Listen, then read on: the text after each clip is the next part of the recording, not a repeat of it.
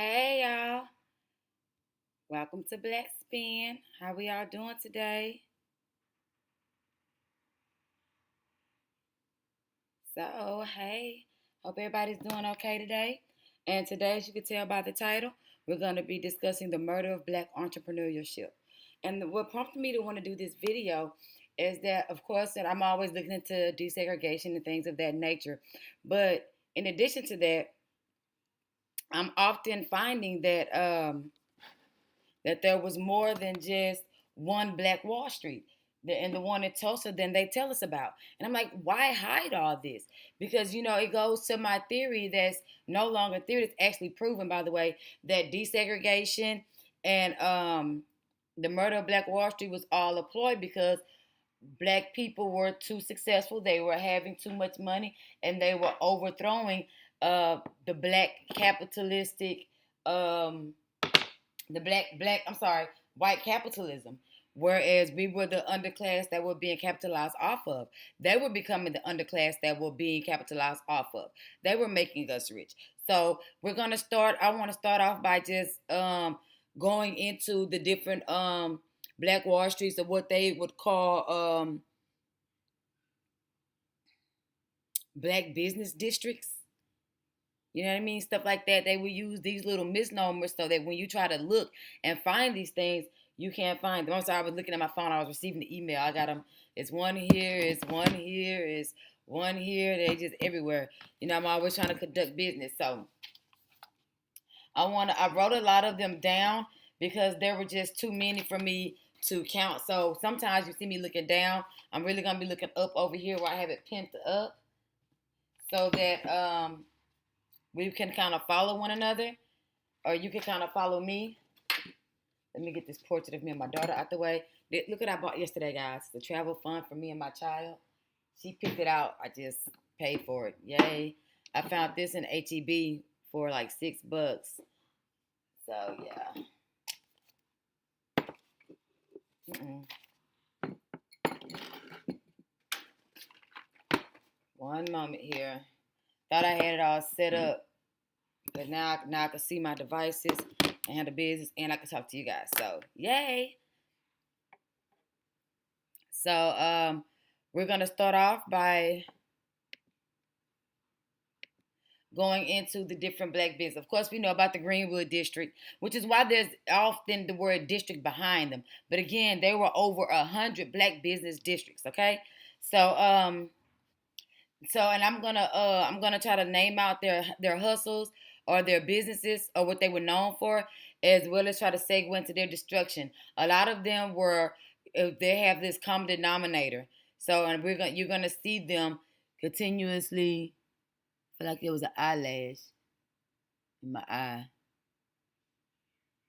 Yes, I have eyelashes.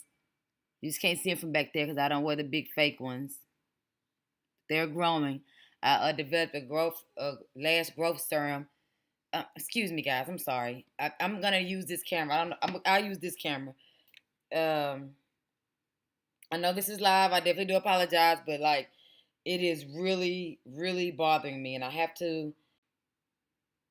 Jesus, Mary and Joseph, whoever else. Oh Lord, I thought I had a little tear to push it down.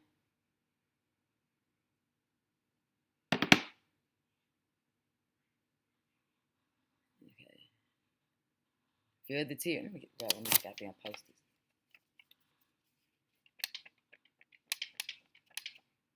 Don't judge me, okay? I'm gonna use this for something later. I'm gonna put that right there. My board with all of the shit I got to handle. I took care of this. Okay. So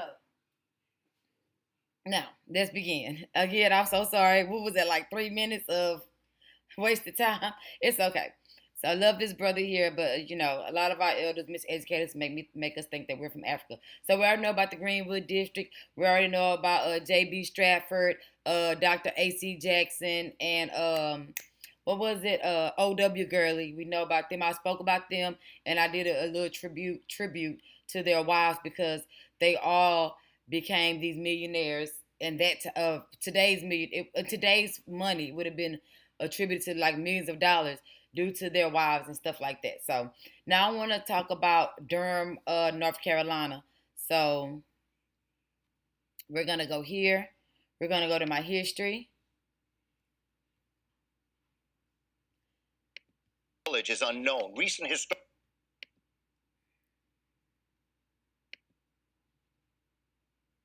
And we're gonna look at what I found. I did find a very nice video that Dan Calloway did on this. Look at all these black towns. All this is stuff I found out about black towns. Let's see. I even found one that Lovely T slightly spoke about on her channel. Y'all know I love gossip tea as well. So Black Wall Street, North Carolina, targeted and removed. Here we go. So Dane Calloway, he actually went out there and he actually visited the Black Wall Street in Durham, Carolina, founded by John Merrick and Mr. Spalding, Charles Spalding.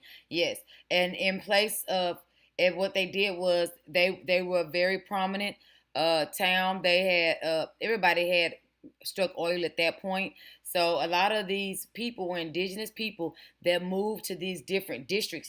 And I found a common trend that they often refer to these places, these black business districts, because, black and African American came later. So how can it be in a black business district before they coined us as black? You know what I'm saying? Or how these African American affluent districts is before the terminology had even came about. So what I find as a common thread is that not only did most of this take place during the reign of, as far as the destruction, take place during the reign of Woodrow Wilson, which is one of the most demonic Democrats you'll find, but also I find that a lot of these black towns now have prosperous white towns on them, or prosperous white business districts. For example, Durham, North Carolina has the I know this one about her. I didn't write it down because I already knew it.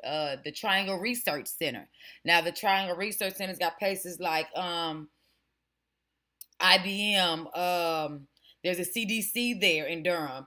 There's a it's a bank. It starts with an F.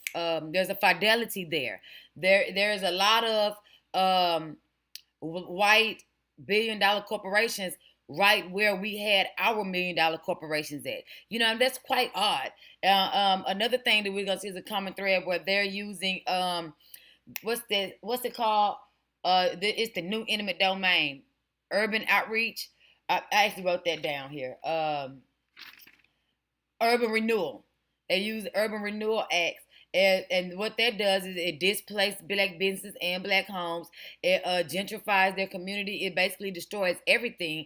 And then it segues into a lot of the early 1900s, well, the mid 1900s rather, 1950s and 60s and stuff like that, where you see a lot of black families trying to run to welfare. Remember, welfare was created by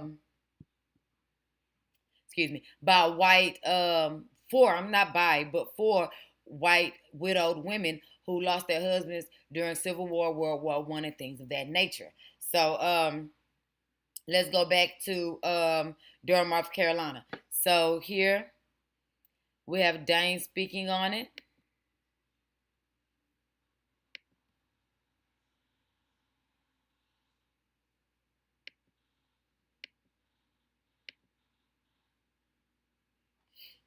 And while that's loading, again, this particular highway that ran through here was 147.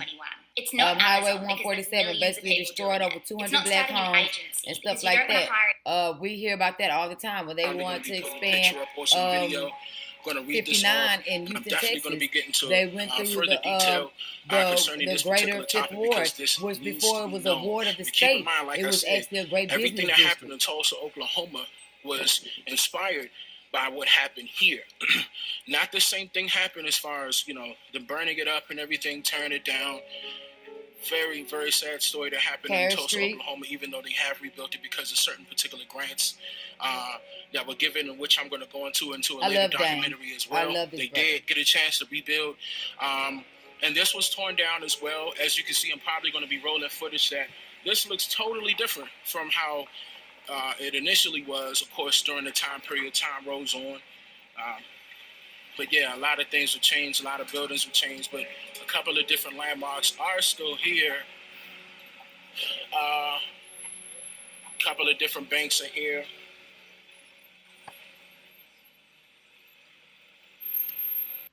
I really want him to touch on the history of it. The absolute truth.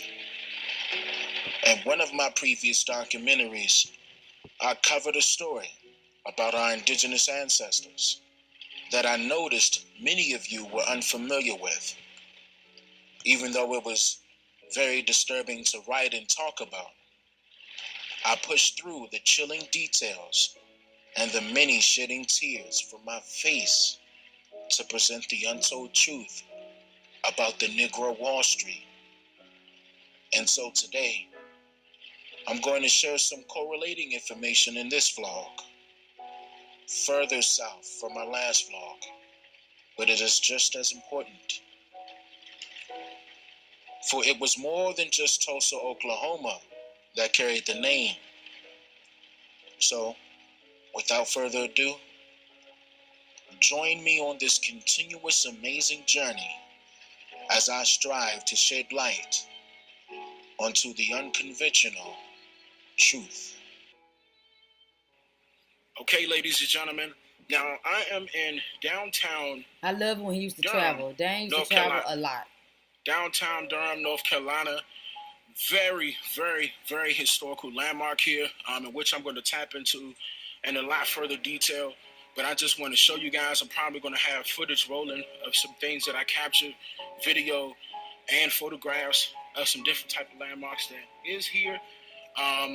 That is a reference to certain things that happened at this particular location. But coming back here, I'm going to let you know that this is the initial starting point where indigenous aborigines began entrepreneurship. Okay, now I know if you haven't already, some of you have watched my documentary on the Tulsa, Oklahoma he did one Black on Tulsa? Wall Street, which was We're gonna considered look the that one Negro up Wall too. Street at that time. But If this you're not one was following the very Dane, make first sure you one follow we were Dane. inspired by Make sure you what happened subscribe here, and of course that and hit one was that bell called right there so you the know he's Black Wall uploading. Street. But just to turn around so you can see that I am here. I'm probably going to be reading this off so you guys can see it. I'm probably going to be putting a picture up or some video. I'm going to read this off, and I'm definitely going to be getting to further detail concerning this particular topic because this needs to be known. But keep in mind, like I said, everything that happened in Tulsa, Oklahoma was inspired by what happened here. Not the same thing happened as far as, the burning it up and everything, tearing it down. Very, very sad story that happened in Tulsa, Oklahoma, even though they have rebuilt it because of certain particular grants that were given, in which I'm going to go into a later documentary as well. They did get a chance to rebuild. And this was torn down as well. As you can see, I'm probably going to be rolling footage that this looks totally different from how it initially was, of course, during the time period. Time rolls on. But yeah, a lot of things have changed. A lot of buildings have changed. But a couple of different landmarks are still here. A couple of different banks are here.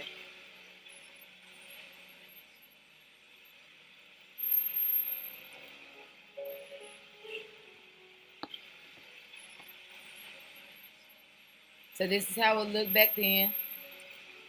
So they love to tell us that after Reconstruction or during Reconstruction, after Civil War, that we were like these peasants. I keep telling y'all, they were the peasants. They were the European settlers. Settlers are just homeless people that left one home to come to another with just the shirts on their backs. We were the innovative people. I mean, how could we have been savages? I said sandwiches. How could we? I don't have a cavity there, which is shadow. See, no cavities. I did eat a chocolate cake this morning. Oh my God, don't tell nobody about that. I just told everybody. But anyway, so how could we have been these savages, right? These non-intellectual, what did Margaret Sanger call us? Well, it started with a D. Whatever. How How could we have been these savages living in teepees and stuff, and then straight out of slavery have stuff like this? Do you think that during the time that the white peasant came here, that we were just living on the ground, following the buffalo around? No, we had buildings everywhere we went. We built everywhere we went. We had homes. It probably wasn't to the magnitude. We had 2, 3 story homes. It probably wasn't to the magnitude of like a skyscraper or something like that. These were wood frame homes, but we had them.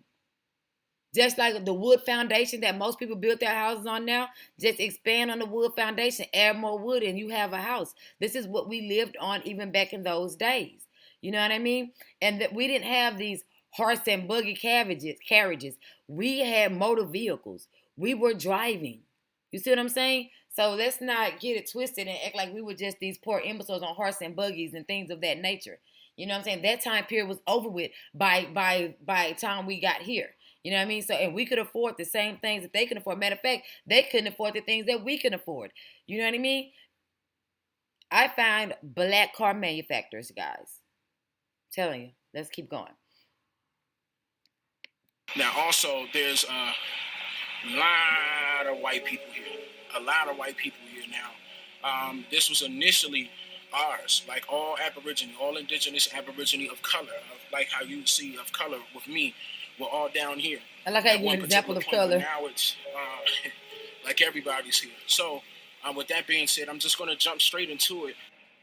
So I just want to quickly read off what this sign says and go over the exact details of what this sign actually means in full detail, because I'm not too sure if this was told or not, or if anybody knows this. This is definitely a fact here that needs to be given as far as our history concerning the indigenous Aborigines. Now, on this particular sign, as you can see, this was going to say North Carolina.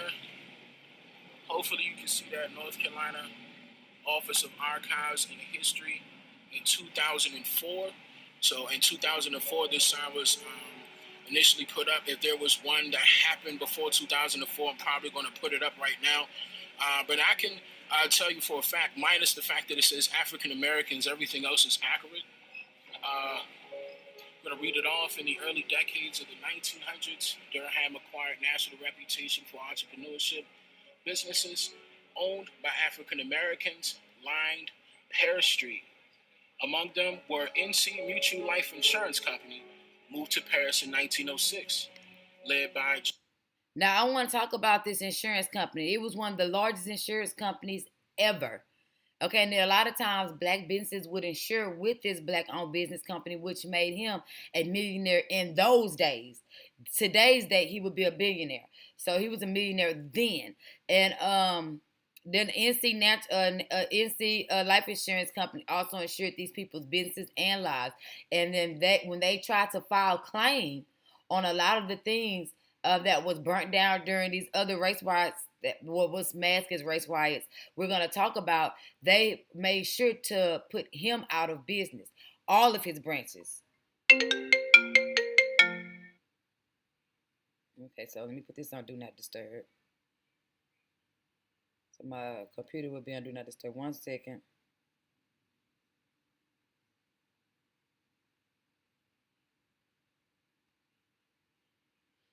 Okay. How do you do it on these up-to-date phones? Okay. Do Not Disturb. Okay, so hopefully none of these other phones will ring. That's the primary one that rings. Okay. Let's keep going. John Merrick, Dr. Aaron Moore, and C.C. Spalding at Mechanics and Farmers Bank in 1907, led by R.B. Fitzgerald and W.G. Pearson. Now, directly above me, I'm probably going to walk forward so you can see what I'm talking about. If you can really look upward, directly behind me, you're going to see the farmers right there. And it's still here. Everything else is really brand new to me. Now, if this was their business building, of course, it probably was upgrades as far as like the brick or something like that. Or it probably was brick in that time as well. And everything was wood and brick during that time. Because that's why things were more sturdy back then. Maybe the windows may have been added or something like that. Because then I found the earlier black and white photos, I didn't see as many windows. But this is one of the original buildings and companies of that time. So, like, there shouldn't be any doubt that we were not a blustering, like I like to say in today's, we was balling out of control during that time. During from the 1800s to the 1900s, we was balling out of control. I'm talking about money coming from every direction. You had we got to keep going because I don't want to get out of order here. I can't recognize it from the pictures per se. So a lot of stuff has been changed. Definitely going to go into further detail about that. Well, Durham was We're gonna a stop after place this brother where speaks. blacks were successful down through the years. Successful. It just happened that there were some people who got together and started some businesses, and with the success that they had here, people came from everywhere just to see what was happening in Durham. W.E.B. Du Bois and Booker T. Washington came to Durham. Now remember, I said earlier that there was a tour that W.E.B. Du Bois, remember W.E.B. bitch ass Du Bois, I do not like him, and he is a race traitor. So W.E.B. Du Bois, remember, he had been invalidated or devalidated, however you say that, by white society that he so much wanted to be a part of. You know, remember he's responsible for the Blue Vein Society and things of that nature or that colorist logic. So when Merville Hokovitz and Franz Boas stopped fucking with him, remember he was teaching down at Clark Atlanta, so he was delivering, his job basically was to deliver this out of Africa theory to the black indigenous people of that time. We're talking about again the late 1700s, 1800s, on to the 1900s. So this is a rhetoric that had been spewed over the years. Now they had a black professor, you know, so quote unquote, to go ahead and kind of co-sign and help spread it to the black, because at that time black indigenous people or indigenous people period, I don't have to say black, but I say black so that you guys can follow me to who I'm talking about, copper colored indigenous people. So they needed him to put that rhetoric and the out of Africa theory and plant that into the seeds of his students, because you know he taught economics and things of that nature down in Clark. So W.E.B. Du Bois got together with Booker T. Washington, something that he should have never did, and because Booker T. Washington had already been, I forgot to put the earrings on, had already been infiltrated by what was Booker T. Washington? Tuskegee had been infiltrated by R.R. Mooton, who we know now was also a federal agent. You see what I'm saying? So let's not get this shit twisted or confused. Please don't. So, and you will find that everywhere they visited on this tour, I've been trying to find an exact tour, like a map of where they all went. I'm still looking in and still doing research because I want to show you how much of a bitch ass nigga he was. Go ahead, brother. And saw what was happening here and called it a mecca of black business. And the Black Wall Street name came from these efforts. And we had guides at the North Carolina Mutual, tour guides at the Mechanics and Farmers Bank, at North Carolina Central University, and other places around town, just to show what was happening here that was different from what was happening in other communities. But what he was really doing was showing where y'all can get rid of these people at. See, because W.E.B. Du Bois was like a modern day Jesse Jackson, where the white people had promised him something. You see what I'm saying? Remember, they promised Jesse Jackson that he would be president. And in the early 80s, he did run. But first he had to help you had to help them get rid of Martin Luther King. All this is, I think it's over there. Acts of State. Look up Acts of States by, not John Potash, by William Pepper, I believe his name. But let's keep going. The business leadership was very important. It made a tremendous contribution. And I can remember when I was looking for work and right out of college, there was a limited number of jobs that blacks could get other than waiters, elevator operators, maintenance people, and cooks. And when we came to Durham, we found that there were blacks sitting at typewriters, handling money, operating businesses, and doing many trade jobs That's a car that were company. not common Burr in most Broom communities. Factory. This made a big impact upon the black That wasn't in community. Durham, but we'll get to them. That caused us to become famous here in Durham. And one of the things that made us want to come to Durham and see what was happening and how it was happening and how we could carry it back to other communities and do the same thing. Okay, ladies. What's the best business to start in 2021? It's not Amazon because there's Please millions make of sure you people follow doing Dan it. Calloway, It's not guys. starting an agency because you don't want to hire employees. Ladies and gentlemen, now I'm back in the truck because of the fact that you're still going to be seeing me rolling footage of stuff that I gathered as I'm talking, because there's a lot of different things that I want to cover. So we're gonna stop there. What happened in Durham was very passive. It was more so another eminent domain situation more than it was. You need to get by.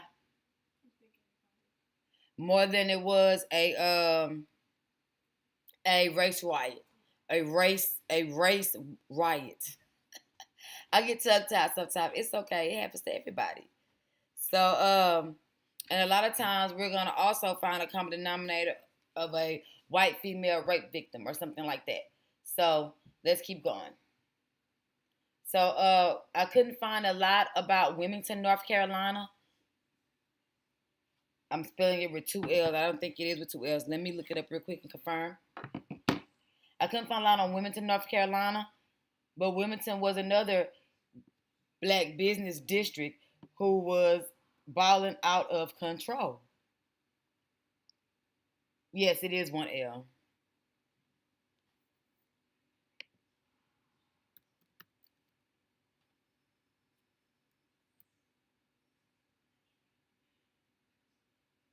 There it is, because they set that bitch on fire.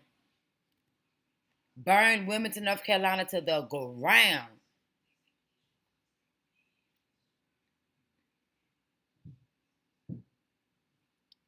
That one's too long. A massacre of 1898. Oh, dang, that's too long.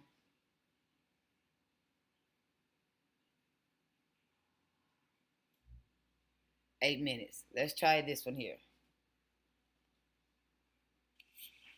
During the last decade of the 19th century, African Americans were a vibrant part of Wilmington's culture. African Americans had established themselves. Now, this is by a European, obviously.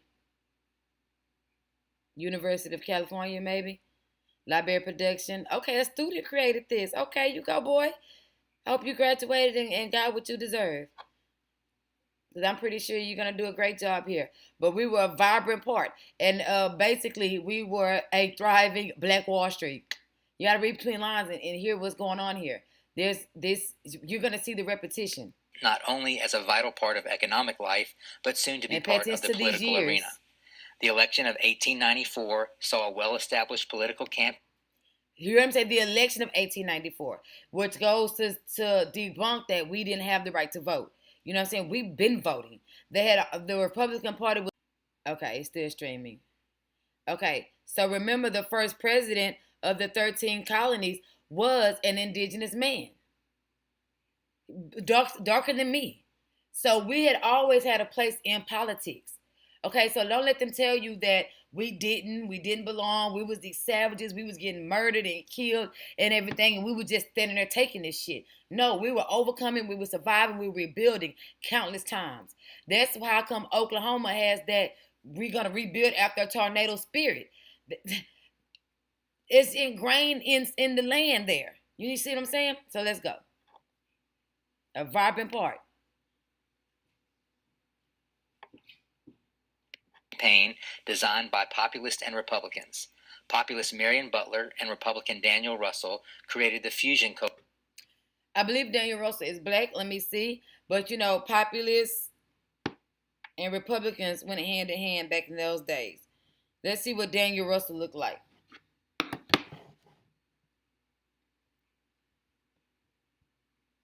Coalition, and by the 1894 election, Fusion candidates defeated Democrats statewide and gained control of the General Assembly. Local elections also saw Democrats defeated and replaced with Fusion candidates and even black community leaders. The 1890s political atmosphere spread statewide and gained control of the General Assembly. I'm sorry, I need his Local name again. Republican Daniel Russell created the Daniel Fusion Russell. Coalition, and by the 1894 election, Fusion candidates defeated Democrats statewide and gained control of the General Assembly.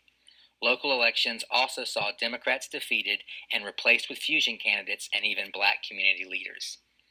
The mid-1890s political atmosphere began to change in North Carolina with the election of Governor Daniel Russell, the first Republican governor in North Carolina since Reconstruction. The state legislature of 1897 made large changes to Wilmington's city charter. Local white leaders were dissatisfied and angry with the changes. During this time, Wilmington's black businesses grew at a faster pace than any other North Carolina city. In 1897, over 1,000 African Americans owned some sort of property in Wilmington.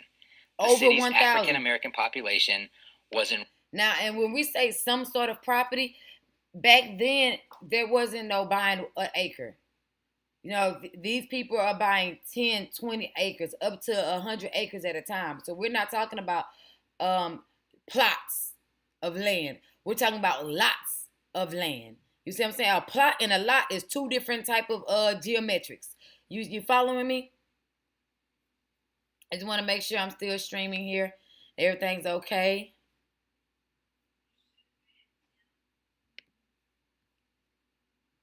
Make sure that I'm visible.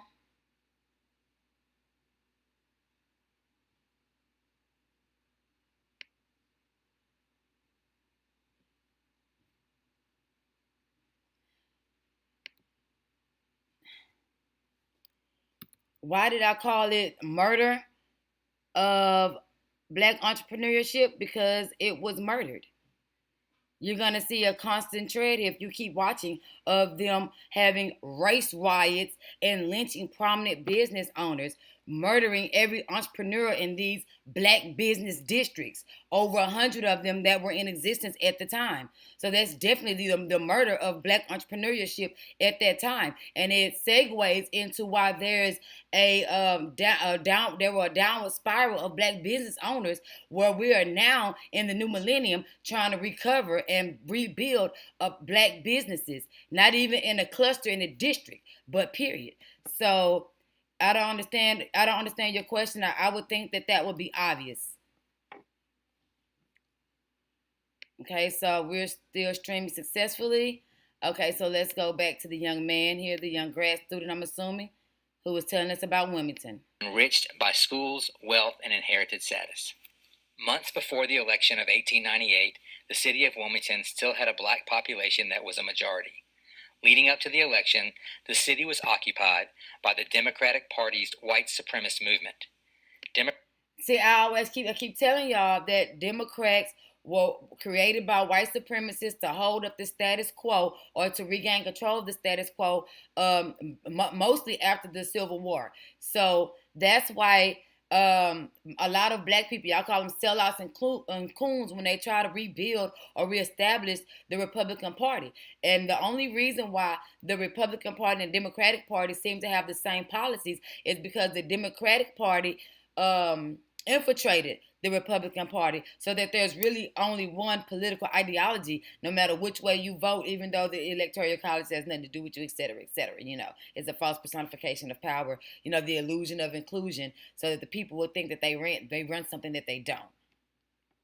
Let's see if we can get Democrats to the fire. Were certain that an intimidation campaign filled depicting blacks as corrupt and detrimental to white society.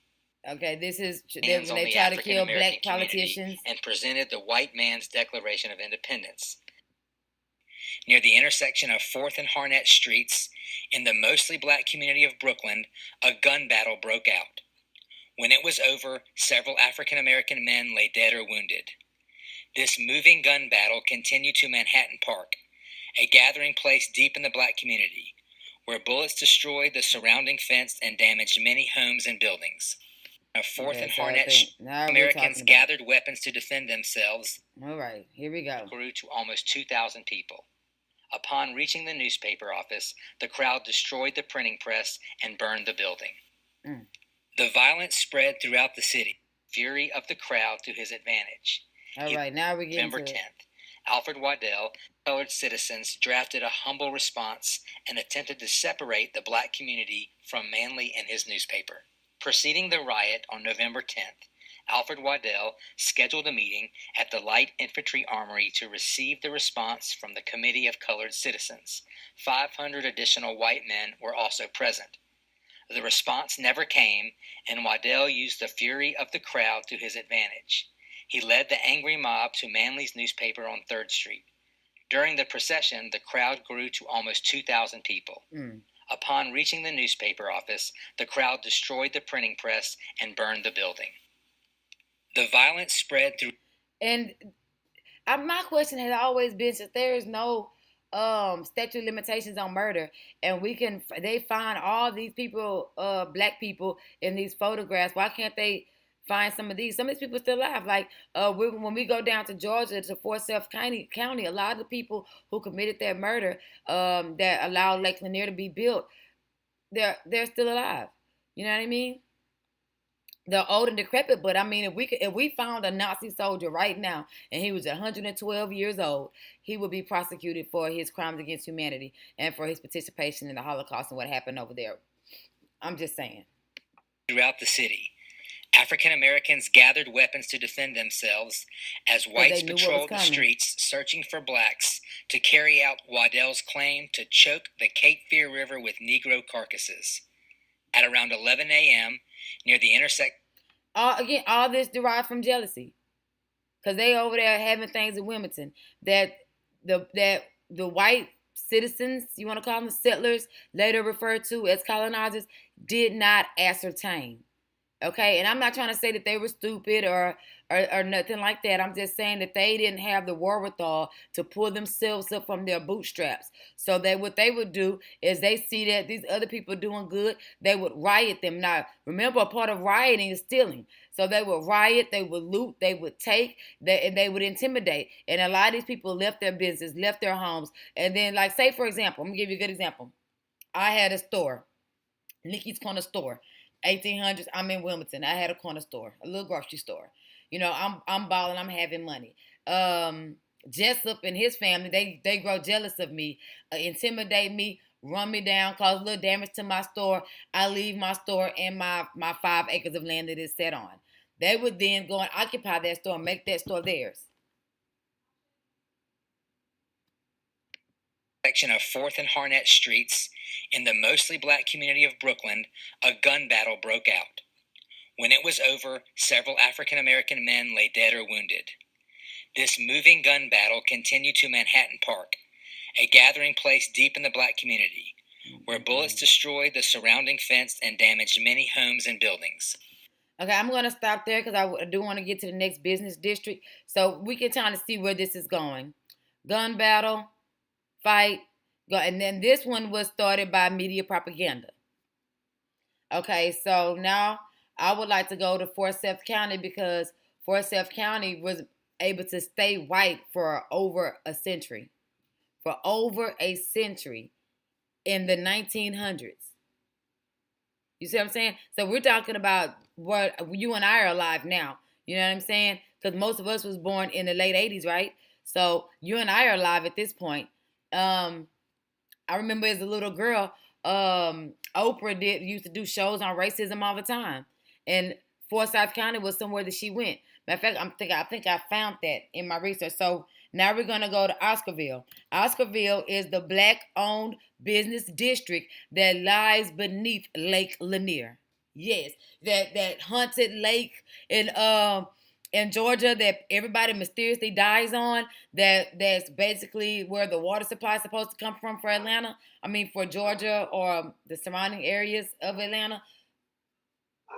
They say it's haunted. Look up Lake Lanier. You see all the deaths that have occurred there. Let's see.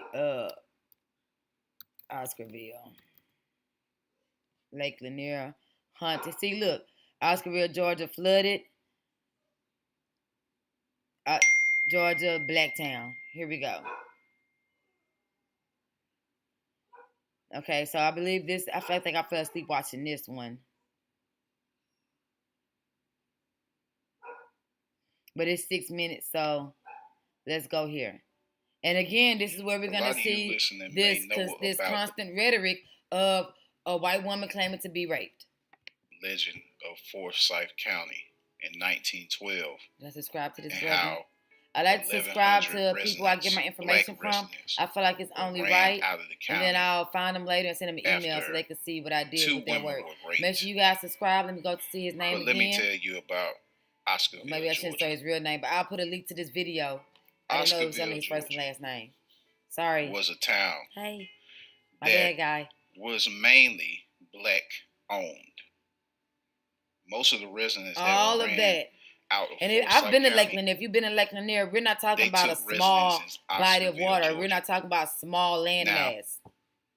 Oscarville, Georgia was where, And if you ask yourself, how can they build a lake? You know, there was minimum amount of digging that had to be done. If you look, it was more so damming than digging. But if you look at Georgia, it's a countryside. It's very hilly. It goes up. It goes down. It's very hilly. Like, I've been flooded in there before, so I know it's very easy to gather water there. A great friend of mine lives there, so it's very hilly. When you're just driving straight, you're going up, you're going down. It's kind of like driving through Texas, you know what I mean, or driving through California. Even California mostly goes up. Is more of a upward motion, or like Colorado is more of an upward. But we're talking about hilly countryside, very rural areas. the supposed rape of the white woman, May Crow, went down by what was described as 4 black teenagers. According to various accounts, 18-year-old May Crow is walking alone in the woods when she's struck repeatedly with a rock, reportedly sexually assaulted, and left for dead. She was they claim she was sexually assaulted, but the young lady unfortunately was found in the woods in a coma. She never woke up. She died, I think, a couple weeks or a couple days later. There was another white woman. Let me see if I wrote her name down. Let's see, Oscarville. No, I just wrote down the details about the black town itself, like how they made their money and stuff like that. Okay. Hit so hard that her eye was dislodged from her skull. That's how hard she was and hit. left hanging. She's always kind of. That's her great Debbie niece. Vermont is May Crow's grandniece. She keeps a portrait of her in her living room. My grandmother always said that she was known to be the prettiest girl in Forsyth County. Word of the attack spread quickly. Suspicion soon fell on a group of young African Americans. Local media condemned them, describing the trio as, quote, the fiendish, low-browed, guerrilla-type Negroes. Enraged by the news, a mob immediately lynched one man. You believe that some of your distant relatives took part in this lynching? Yes, some of them. I am fairly sure they did. These were the most aggrieved and grieving, who wanted justice for what had happened to their loved one. 2 others, both teenagers, were arrested, tried, and convicted. A prominent doctor volunteered land near his home for the court-ordered execution. An estimated 5,000 people showed up to watch the hangings. Well, my grandmother would have been 18 months old, sitting in her mother's lap. Watching someone being lynched. How traumatizing is that for a newborn baby, regardless of color, to watch someone be lynched? Just imagine what that does to the subconscious mind. Right. So do you believe that those 3 people, the 2 teenagers, the one young man in his 20s, do you believe they were innocent? I do believe they were innocent. I do believe. And I believe it's a huge cold case that's still sitting there to try to figure out exactly who did. Now, this particular town had houses, stores, barns, probably churches, and a racetrack. So I want to pause there because I watched a young lady by the name of Bailey. I forgot her last name, but she does this cool thing where she discusses murder mysteries and like does her makeup and stuff. I really enjoy watching her. But I found that during this time there were a lot of serial killers and a lot of serial rapists that were white, and I would be remiss if I didn't make the connection that maybe a lot of these white women that were raped weren't just white women who were voluntarily having sex with black men, then saying they were raped when they got caught. I think a lot of these women were victims of rape, and since they were subsequently murdered or murdered during the sexual assault, they got no chance to say, and then they would just assume some black guy did it. The guilty person, I'm speculating right now, but the guilty person might have just been the person that said a nigger did it. Let's go get him. You see what I'm saying? But you're the one that's going from town to town raping women. You see what I'm saying? It's crazy, right? The location of the town is now located under the popular Lake Lanier. If you look up Oscarville, Georgia, in your Google search, it will pull up Lake Lanier. Now, we already know that Lake Lanier is a man-made lake that was made to make sure that Georgia was always replenished with water. It was dammed up, the water supply, and it was flooded. But let me give you a little bit more information about it. As they started to run out these 1,100 residents of Oscarville, what they didn't tell you was that some of the residents actually decided to stay and not get ran out of town by this white militia. The ones that did decide to stay hid and camped out in different wooded areas of the Oscarville area. 11 people have died in drowning or boating accidents on Lake Lanier this year, including a father and son. Charged with responding to all of those calls are divers with the local fire departments. The 11 Alive's Caitlin Ross shows you what they deal with under the surface of Lake Lanier. It's a dangerous and deadly environment. You get yourself in trouble really quickly. Lanier was built in the 1950s to provide drinking water and hydroelectric power for Atlanta. Recreation was an afterthought. As they were building the lake, they raised the water level up to a certain point well below what we know of today as full pool, and then stopped filling the water. From there, construction crews floated on the lake, cutting off the trees about halfway. So today, those stumps are still there, and they're tall because this was forest land and farmland. Also beneath the surface, old homes. So it was forest land and farmland, not a whole town that was successful and full of prominent, affluent black people to the point where they had their own racetrack. Okay. Even a racetrack, which famously surfaced during the 2007 drought. You could. So just think, if it wasn't for the 2007 drought, would they have known that that racetrack was under there? I mean, we were talking about remnants of homes and things. I don't want to say rose up, but were shown or exposed because of this drought that happened. See the tops of the stands, a haunted memory, waiting for spectators to show up for the next race. They blew the old bridges in place, so you have concrete, rebar. The divers work in teams, one person in the water and the other on the shore. They're tethered together by a rope and communicate by tugs on the rope.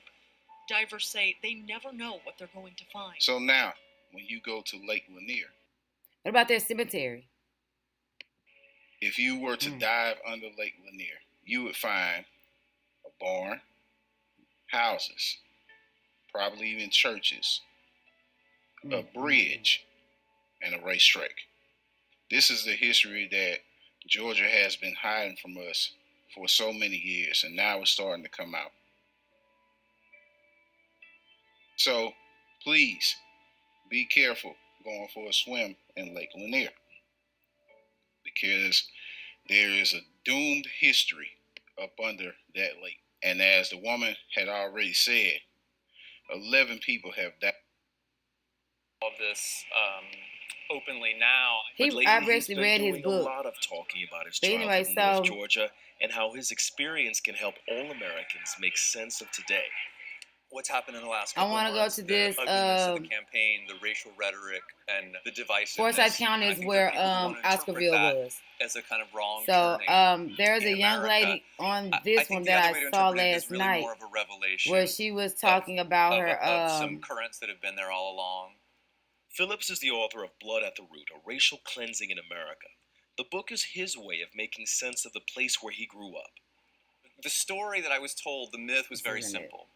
White people rose up, they drove out their black neighbors, they were kept out for 100 years. What I now know is the racial cleansing in 1912. We follow Which this was trail really of the discovery. destruction of Oscarville. It begins here at a cemetery. Let's see here.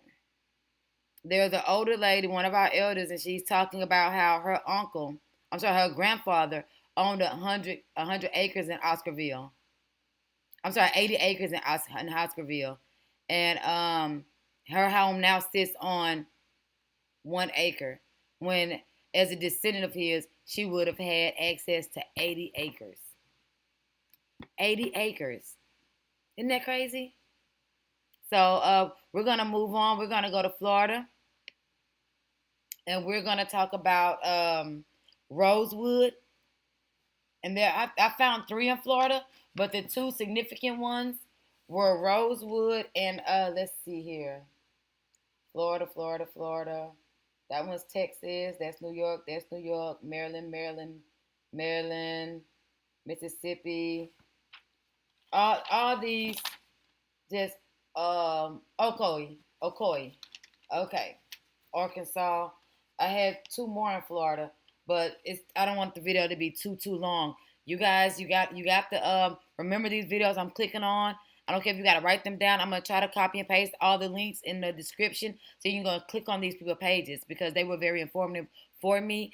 I'll try to put up some of the books that I had that gave me some of the information that I already knew about some of these districts. But, I like a lot of people to have visual aids because a lot of us learn visually nowadays as opposed to reading. Reading puts people to sleep nowadays. Unfortunately, the internet has kind of fucked up our aptitude for literature. So we're going to go to Rosewood. We all know the history of Rosewood, but there was no white savior. And, Rosewood is in Gainesville. Now, that's where, remember I did that video on, if you look, it says, Dear Black People Take Off the Cape or something like that, where that young lady had beat up the white girl for making fun of the Indian girl, who again is of Caucasoid descent. So that was really a white on white crime, had nothing to do with us. But she did defend the young lady valiantly, and that is where Rosewood is in Gainesville. So let's see. I want to talk about the Prosperity, the Lane Massacre. That's in Maryland.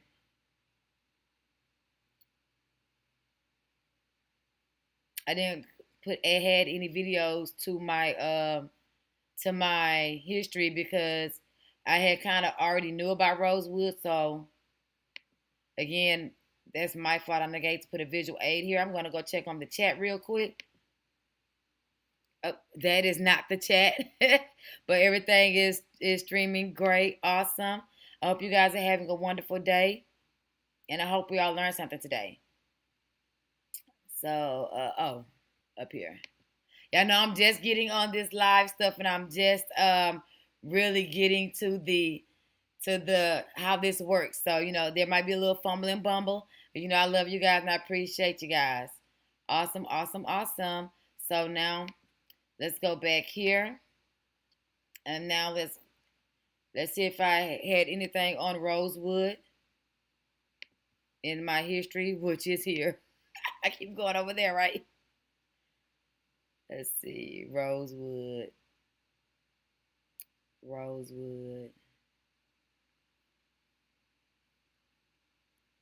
Those are liked videos. Watch later. I got my own video on watch later. Okay. Black Wall Street, North Carolina.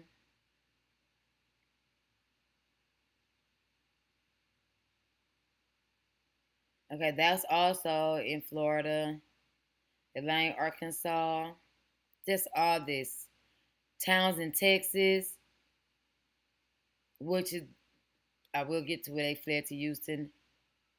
Successful coup. Okay, I want to go backtrack to Wilmington real quick.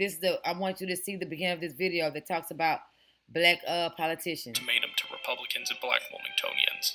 Get out by 7:30 tomorrow morning, or else. The board was set. racial tensions were at their boiling.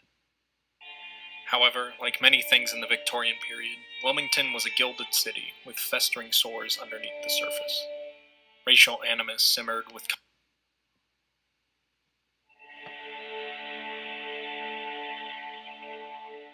Wilmington, North Carolina, in 1898 was a typical turn-of-the-century American city. Citizens and visitors alike marveled at the electric street lamps and streetcars, and the engines of industry dominated the city's Cape Fear River waterfront.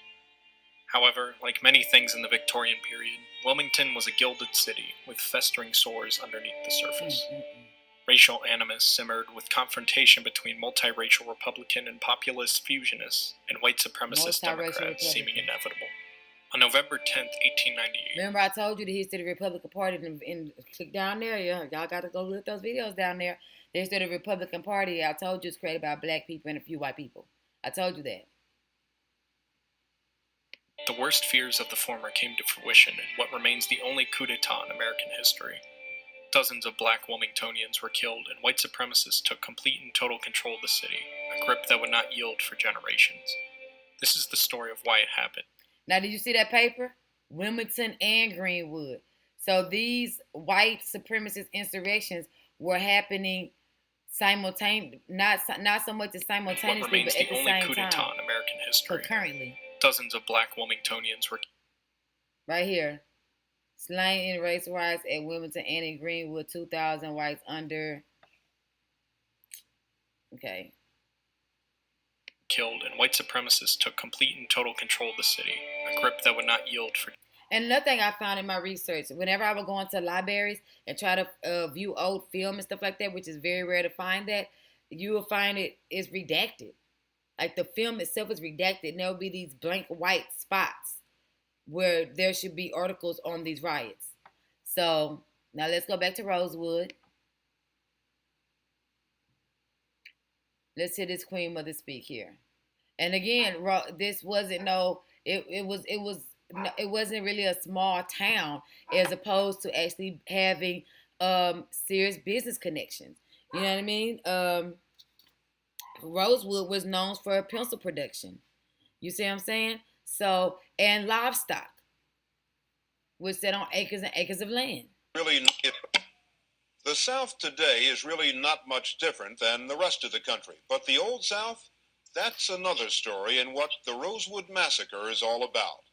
60 years ago, Rosewood in North Florida was a thriving little community of about 200 people, almost all of them black. Early in January 1923, some 1,000 whites came to town, and when they left about a week later, Rosewood had been burned to the ground. No one knows for sure how many people were killed there. The figures might be... Again, another common thread. These mysterious whites come out of nowhere in droves, burn it down, and move on to the next town. And what I want you to pay attention to geographically where all this is. Like look at his map here behind him. This is Florida. You know what I'm saying? Then over here you have Georgia over to the left. You know what I'm saying? Then Arkansas is up here. So this is all happening, and you can kind of see the migration, so to speak, of these angry white mobs that are going and filibustering and filling the heads of the local white people to go ahead and turn on their black neighbors. A lot of times, now, like I told you, we were coexisting at one point, even in Jim Crow, because segregation wasn't that big a deal to us because we had our own. That makes it seem like segregation was so bad and we wanted to go eat at white restaurants. No, we didn't. Similar to today, we don't eat European cuisines. So why do you think our taste buds were much different than they were back then to now? You know what I'm saying? We make fun of people for not seasoning their food then. Now you think they were seasoning their food then? There wasn't this this urge to be involved in white society like they say it was, or like they try to propagate it was to us now. You know, that stuff came about in the late 50s through the 70s, where there was this, that's where this push for segregation. But I'm going to get into that. So I think we kind of see the common thread here. I'm going to go ahead and name off a few of them. I'm going to put links so you can watch them. Matter of fact, just look them up on your own accord. You know, we have Oscarville that we went through in Forsyth County. We have another one in Florida. Is Okasee. I think I want to look at that one. Let's go ahead and play this one. Then I want to show you this one because for 60 years, the story of Rosewood remained secret and was only uncovered recently by Florida newspaperman Gary Moore, who is writing a book on the massacre at Rosewood. Rosewood.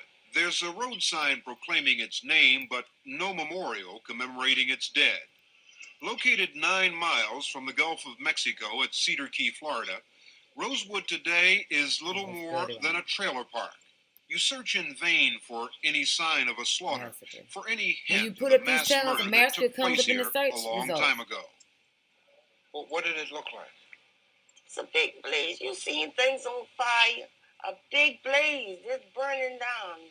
Just burning up the whole thing. Just burning up my grandmama's house, churches, and everything. Churches. They burn up everything we had. All our clothes. And everything. Yeah. They burned it up. Why did they burn everything? They was mad. But you were just little children. I know it. What did they care? They didn't care.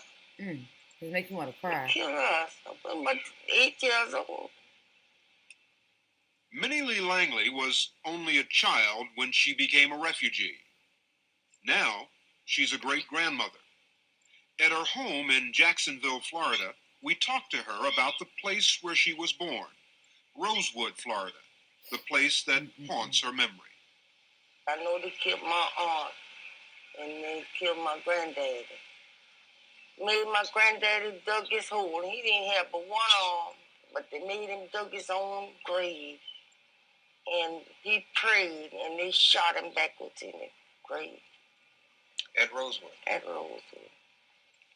This is where it all began, in the white settlement of Sumner, just a few miles from Rosewood. Sumner disappeared in the late 1920s when a fire destroyed the sawmill. But back in 1923, Sumner was a booming little company town. Okay, so, there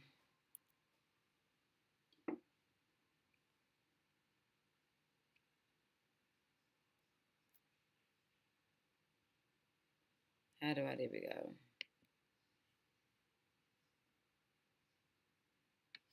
Okay, so now we're going to go here and talk about Mr. Perry.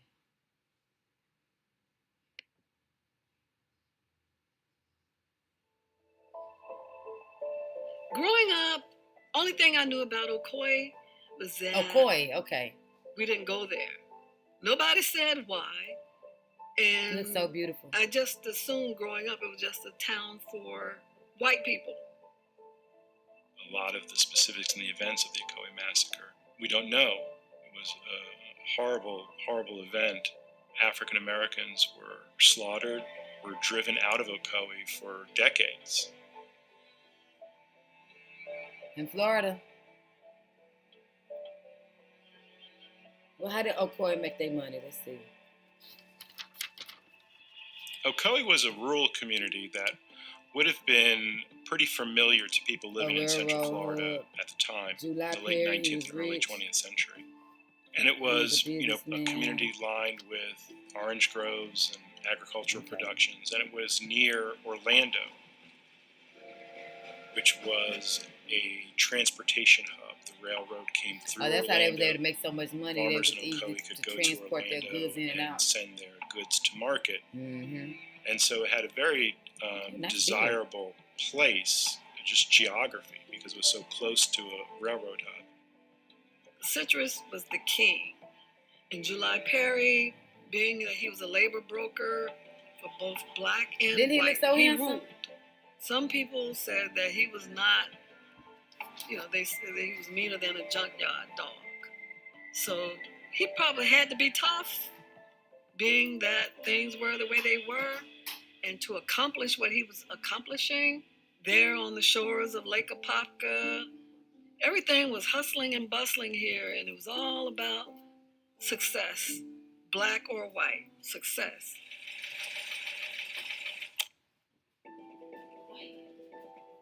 they're living in an era of Jim Crow, of segregation, of enforced segregation.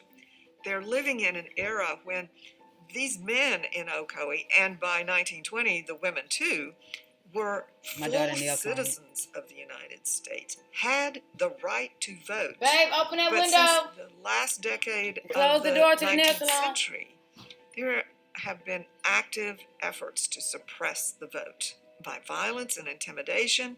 It's suppressed by law.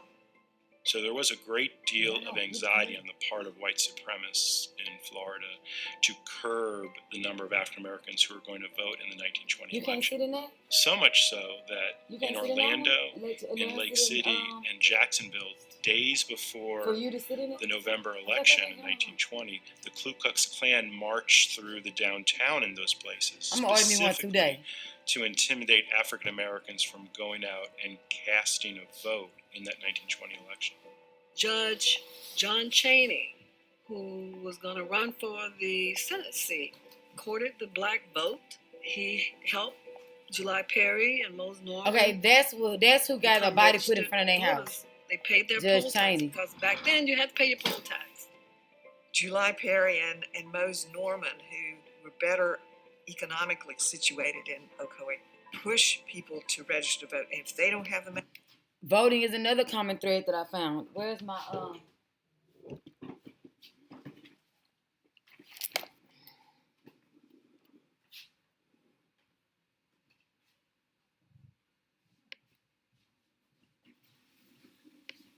money for the poll tax, they will give them the money for the poll tax to register and vote.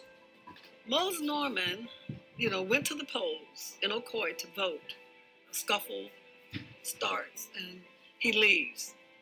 And I guess he go by and tell July Perry, I'm out of here because by now he's been attacked. And so the Ku Klux Klan, it was said, went to the home of July Perry. From there, all hell broke loose. He tells his family to flee. Who kills who? Nobody knows. 2 whites end up dead in July Perry's backyard. News of this gets out and a white mob comes to July Perry's house, armed. And of course, this leads to the Ocoee massacre. Phoenix, close your door. 30 to 60 people that we think died there. It's painful. It's horribly painful to think about being in a situation where people are shooting at you and have set your house on fire and you're trying to escape in the dark of the night. Alan Frank's uncle was July Perry. Alan Franks was a refugee or survivor of the Ocoee massacre. He knew the perimeters of the Lake Apopka. And Alan, who had to carry his sibling who... So I'm just going through, I'm showing you guys, I'm giving you visual proof. There was more than one Black Wall Street. They'll give you Tulsa because Topher, that's irrefutable. The rest of the stuff in these smaller ones, they're able to hide. You got to understand, Tulsa had 10, 12,000 residents, black wealthy landowners, companies. So it was more of what we would call like a city. You know what I mean? Now, I think that these were city-ish, but they were still small in comparison to Tulsa. So you can't deny what happened in Tulsa, but you could hide these smaller ones. You could hide Durham. You could hide North Carolina. You can hide Oscarville. Apparently, you can drown Oscarville. You can hide Slocum, Texas. I wanna touch on Slocum, Texas, because Slocum made their money through oil. And notice when I put a lot of these.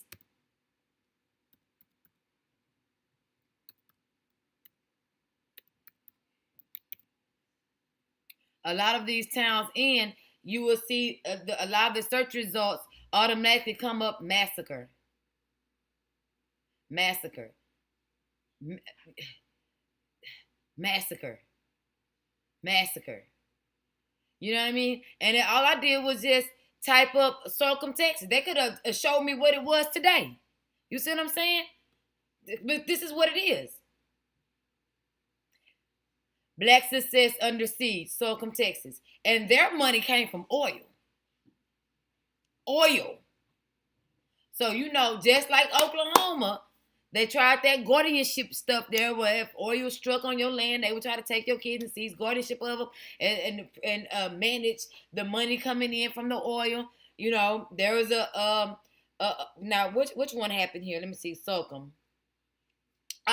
Some little black boys was walking down the street going to tend to the farm down the road from their home. Because, if you own, 50, 60 acres, then and you leaving the house to go tend to livestock, you're going to have to walk, a mile or so to get to where you're going to take care of your business in your farm, in your barnyard. Then you will walk back home. Those of us country people who grew up on barns and farms, you know what I'm talking about. Again, a massacre. So then we're going to go to, let's go to Brentwood. North Brentwood. Did I spell it right? Let me take a look. Hold on. Brentwood. Where's Brentwood? Okay, North B. Yeah, I spelled it right. North Brentwood. Let's go 1920.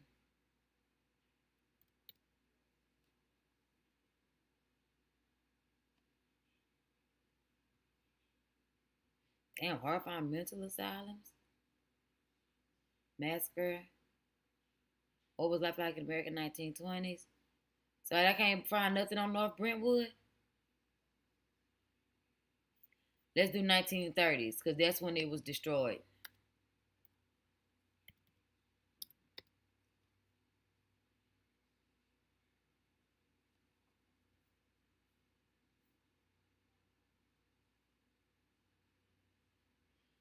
Let's see if I found something last night while I was looking. History.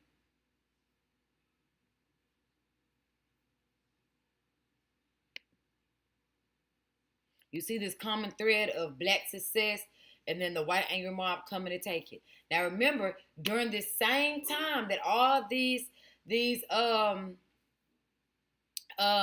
massacres were happening, we have things like Birth of a Nation. We have things like How to Sell to the Negro. We have these tools that white people use to take over and black business. And Birth of a Nation was sown in the White House by President, right? Was it President Woodrow? He was like the 27th, the 28th president.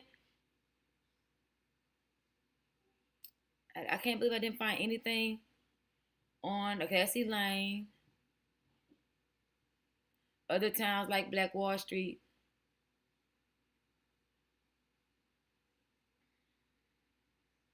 Durham, North Carolina. I couldn't find anything on Brentwood. I'm surprised. Okay, so Brentwood was another one. I believe it was an accused rape there. We have Weeksville. Now, the interesting thing about Weeksville is that even though it was destroyed, it was able to be rebuilt, and that's now what we call Bed-Stuy, New York. We have Mount Bayou, Mississippi. Now, the one thing about Mount Bayou, Mississippi is that it's still there, but their segregation was self-imposed. So they purposely locked themselves out. They purposely did not desegregate, and that's how come they were able to survive. We have Leonard, Maryland, 1910. We have even a black settlement. It's a ghost town now. I like this story. I don't like it, but let's see. Black ghost town. Okay. New Mexico.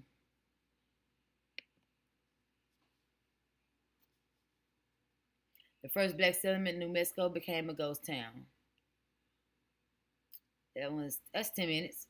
Let's go for it. In a time of turbulent insurrections, I like this brother here. I believe I'm already subscribed to him. Living among the backlash towards blacks and the destruction of towns was one man who decided to move west to build a city where his people could have an opportunity to be free. The name of the settlement was Blackdom. Blackdom was a town built for black settlers in the West in the early 1900s. Now he's saying blackdom. Blackdom. Blackdom. Look it up. It was considered the first black town in the New Mexico territory at the time and was started in its own special way.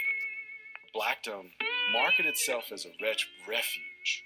So a refuge is for refugees. You're not really going to want to put a target on it. So to call it Blackdom, you could see that there was a larger idea behind this settlement. There was a larger understanding of culture and what was necessary at the time.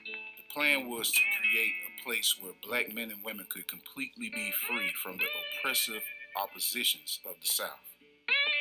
A place where settlers could raise and teach their children without fear of harm because of the color of their skin. Frank Boyer was the founder of Blackdom. The Georgia-born and bred military preacher would hear stories from his father, Henry Boyer, who would tell him as a boy about his journeys out west during his time in the Army. His father was a wagoner in the Mexican-American War and would tell Frank all about the beautiful unclaimed land in the West. Frank would carry these stories from his youth into his adulthood and follow a path that would potentially give him all that he needed to make his way out west in the future. Frank Boyer would go on to attend Morehouse and Fisk University, where he studied to become a minister and learn about the legal requirements of homesteading, or how to acquire government land for development.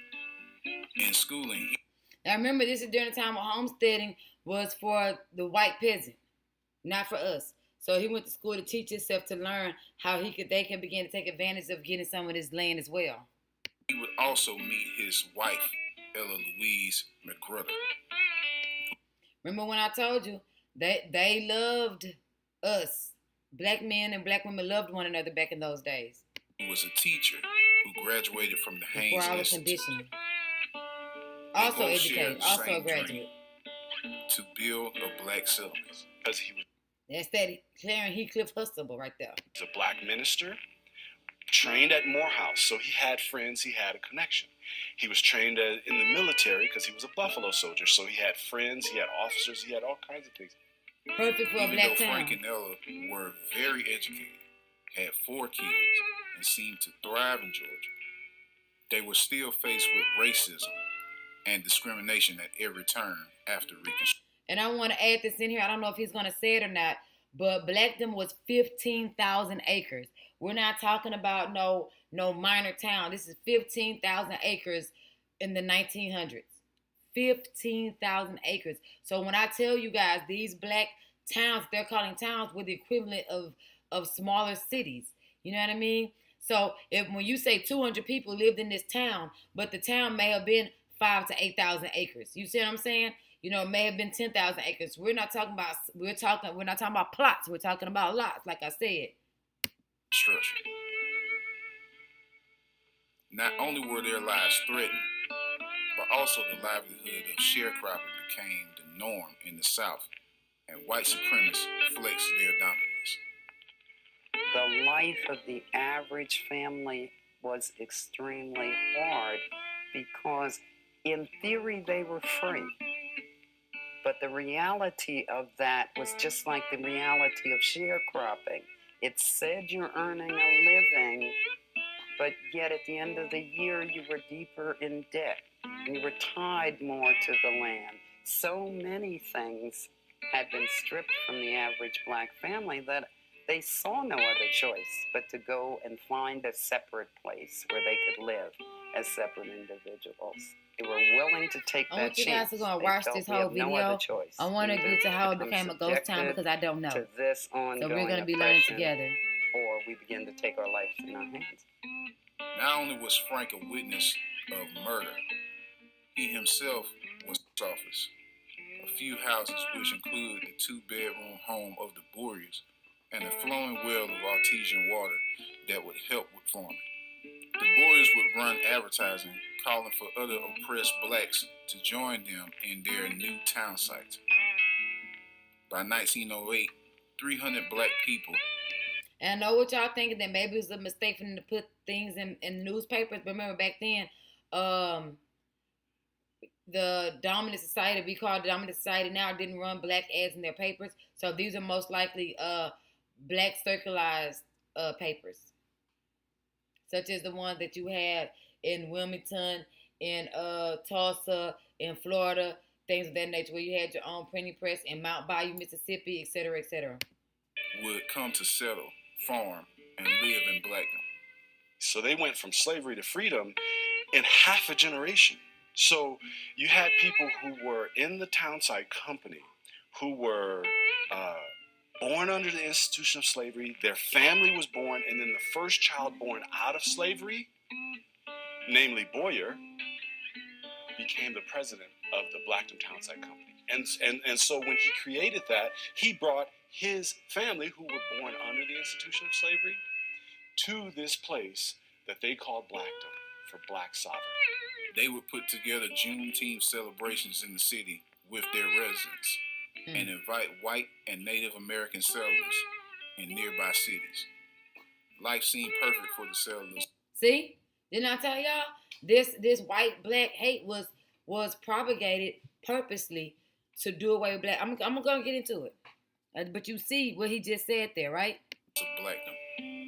But the elements, drought, and unfortunate events would lead to this disaster.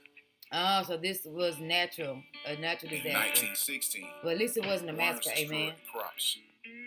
Then water in the area grew scarce. It became difficult for the settlers to improve the land per the requirements of the Homestead Act.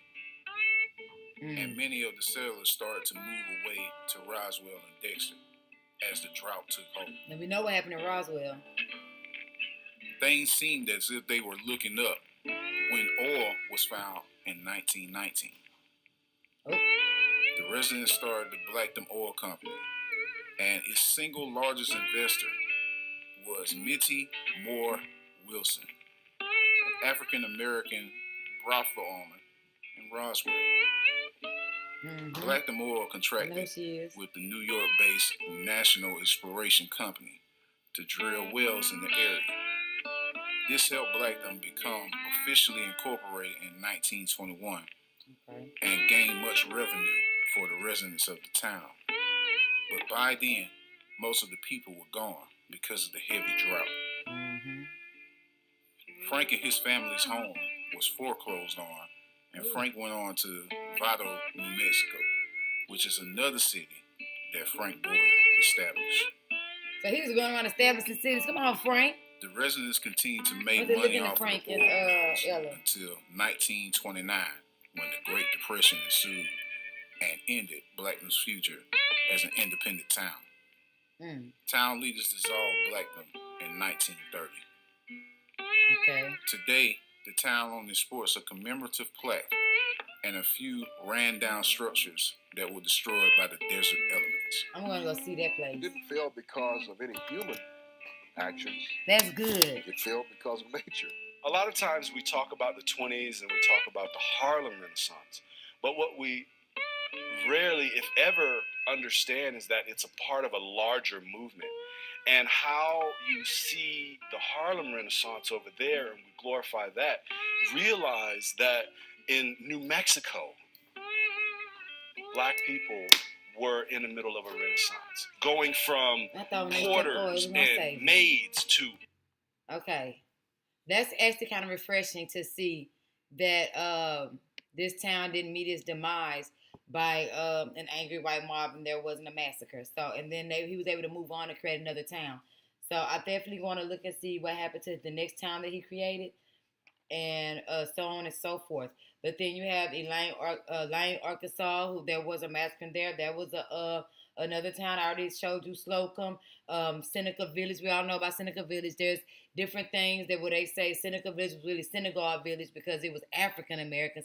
But then when I look up Senegal, I found that Senegal wasn't established in 1958. Before that, it was called Upper Guinea, and all of that was Portuguese territory. I find it odd that why would Africans come here and then name their settlement after a European Henry the Navigator. They're just, but that just supports the out of Africa theory that it's all bullshit.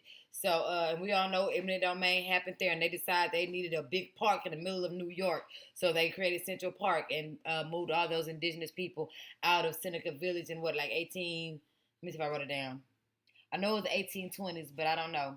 And that was created by Epiphany Davis and Andrew Williams. They had 3 churches, over 250 residents, and it lasted over 32 years. I want to say 1825. I didn't write down the date, probably because I thought I already knew it. Oh, I did already know it. We already went over Weeksville, which is actually Bed-Stuy. So now let's get on to how all of this destruction of Black entrepreneurship, it led people to be employees. And remember, around this same time, around Birth of a Nation, you have How to Sell to the Negro. So let's go back here.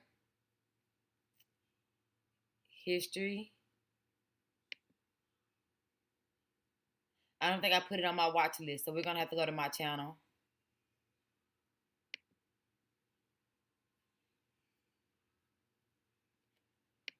Excuse me. My apologies. I've been in production all week, so I'm a little... How to Sell to the Negro. The purpose of Black Lives Matter caused civil unrest. Black people are the new white people. Black on black crime, rioting. Using coronavirus to our advantage. Okay, let's keep going before Corona. Mixed people and why they are being highly propagated. Cardi B is in black. Nipsey Hussle, I think it was before Nipsey Hussle got murdered. The Tyler Perry Effect, that is a really interesting video. You should look at that. The Truth About Marijuana. The truth about marijuana is they now putting fentanyl in it. So, yeah, if your heart stopped beating while you're trying to get high, that's why. You're indigenous, not African. Here we go. Now, this came out in...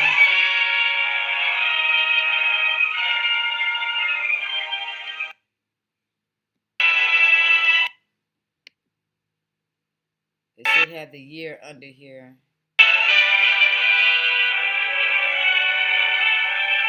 I like to show the copyright whenever I show this. Let's see.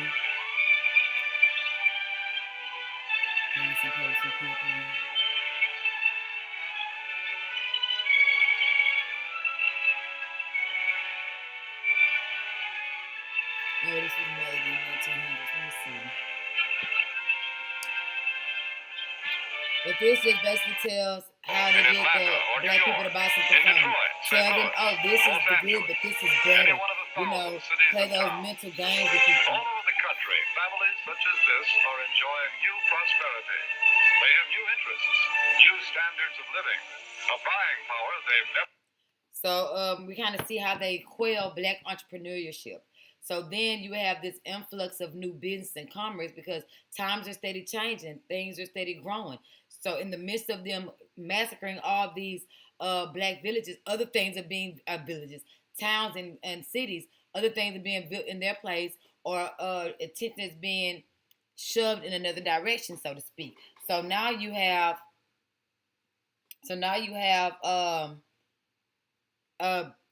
Black people who are still in need. They still need clothes, washing machines, TVs, things of that nature, things that were taken, that were burnt, radios, all of that. Now they're hesitantly buying it from white people because, number one, there aren't any more Black stores. If you burn all the Black stores, but I still need to go to the store, where am I going to go? So then that became the norm, and thus the murder of Black entrepreneurship, because now you're getting accustomed and used to doing business with them, buying everything you need from them, going to their grocery stores, and things of that nature.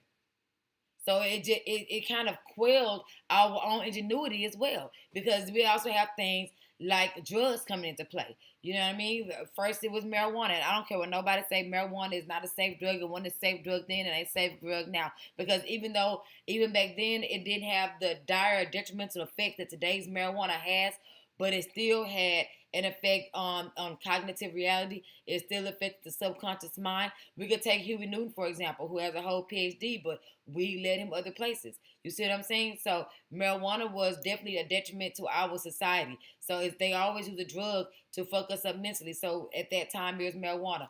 Quelled our ingenuity, made us lazy.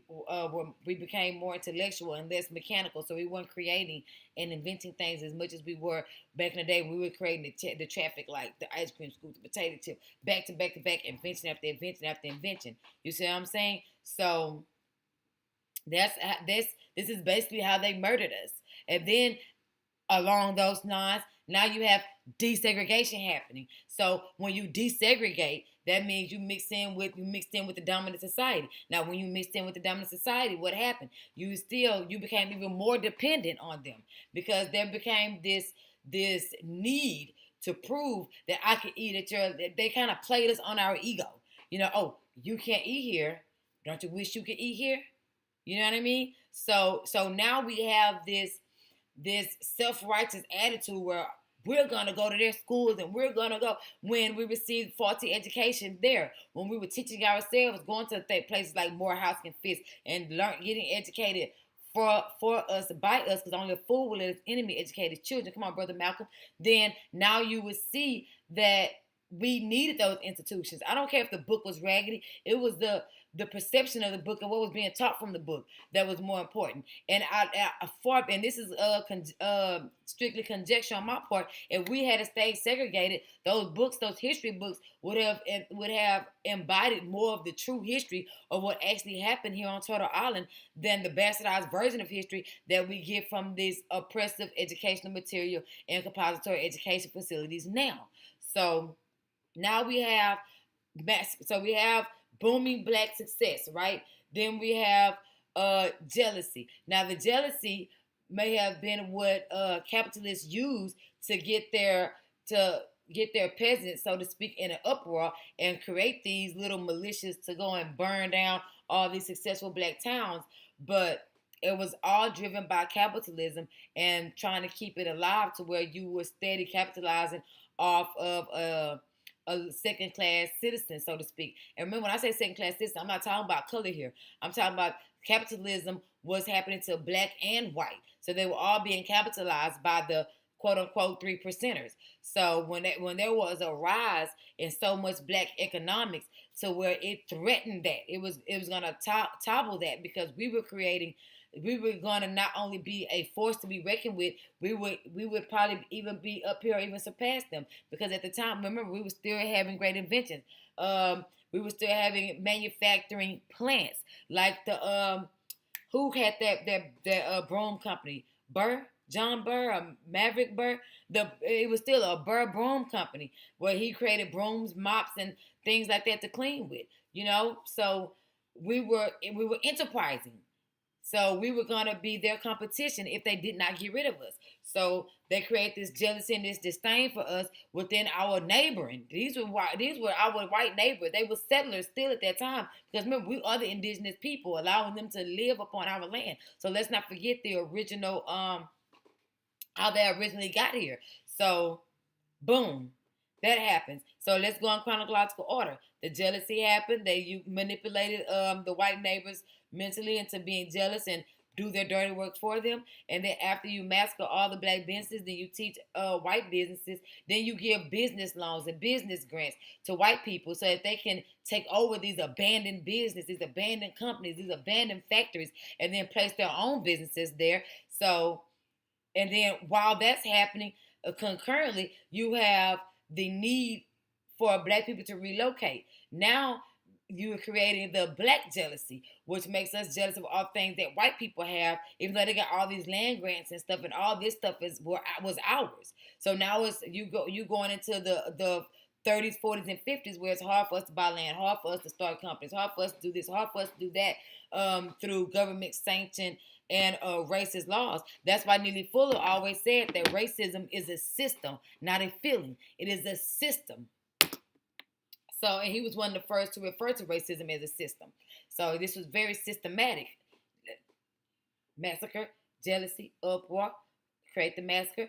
land grants to give the people who did the most heinous crimes against humanity, give them land grants, let them take over the businesses and lands that they have now emptied out, and then you create the black jealousy to make them feel like they need to be more like white instead of more like themselves, and that bring about desegregation.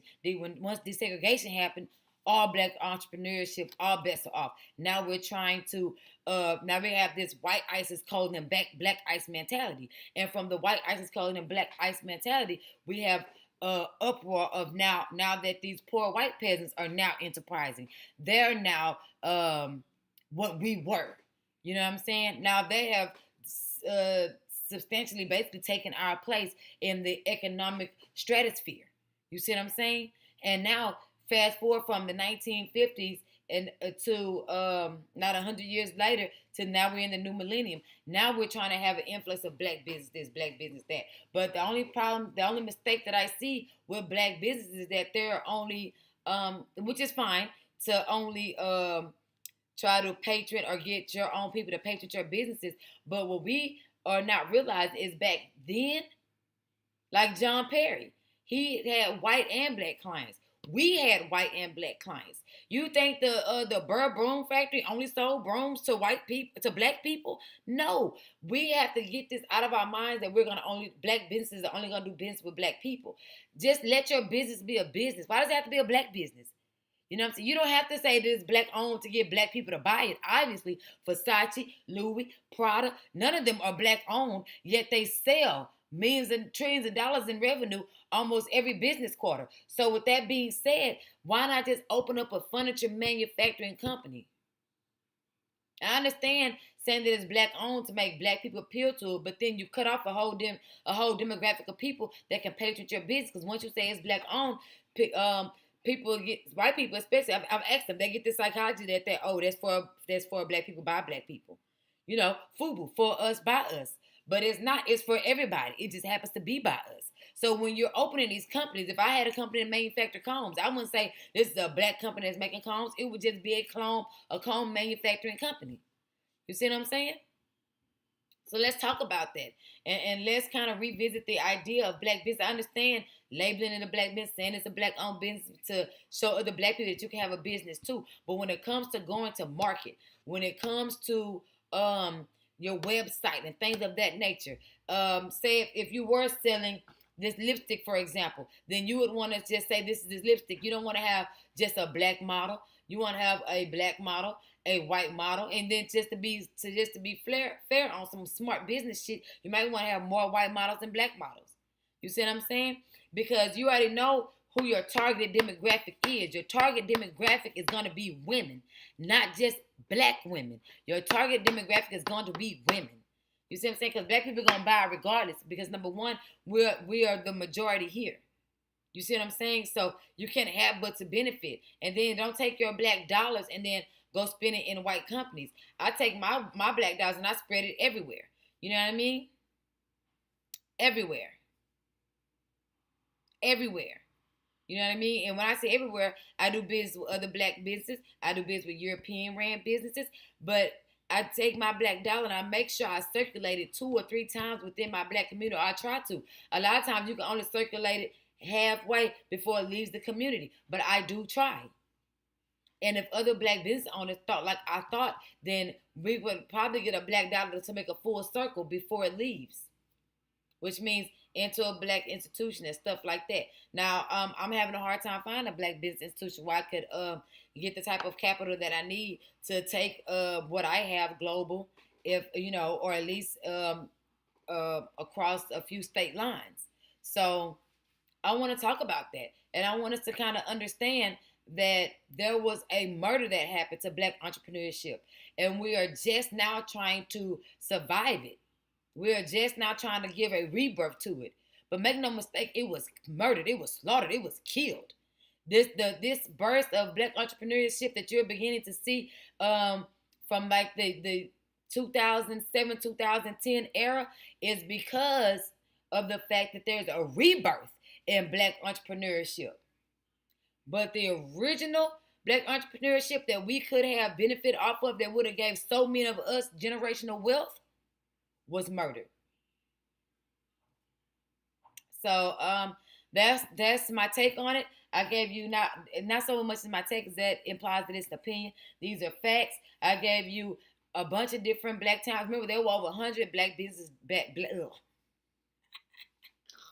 over 100 black business districts. Okay, aka towns, aka cities. So they all had churches, doctors. You used to have a common denominator of a wealthy doctor, a wealthy black doctor, a wealthy black business owner, someone who was in real estate. So if we want to start a black town right now, which all you guys got to do is stop moving way out here and stay in the inner city, because there's a grab for every state I visit, there's a grab for the inner city to try to turn it back white, because these white people are tired of driving from these rural areas to get to work. You know what I mean? So they want to live back in the inner cities. They want to be close to the state ways and highways and stuff like that. So let's not let that happen. Let's stay there. Let's buy homes there. You know, they're building new in your state right now. They're building new schools, and that's not for you. You just don't know. I took real estate classes. Real estate is predicted 10 to 12 years in advance. So right now you might think it's a brand new black school, but in the next 10 years it'll be gentrified and become a white school. Understand that. So with that being said, all we have to do apparently is get with a black doctor, get with a black real estate person, get with a black lawyer, and get rid of black. I want to say a black church, but you know the black church lost its function a long time ago, where it was a refuge, it was a hub for the rebels, it was a refuge for us indigenous people, and it also was a school. So you know the black church kind of lost its purpose due to federal funding. So we just need these three things. We need some grocery stores. We need some land and some lawyers. And all you got to do is just move there. If we could do it in the 20s and the 30s with literally no technology, it was all about mechanics at that time because everything was mechanized, with just mechanics and common sense, then we could definitely do it now with technology, mechanics, and common sense. All right, so this is Black Span, and of course, I am out. I love you guys. So let's see what. Let's go to the comments here. Hey, Ra, how you doing? How you doing?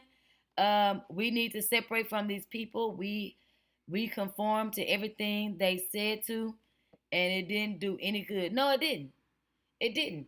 And quite frankly, we shouldn't have never conformed. That was our fault.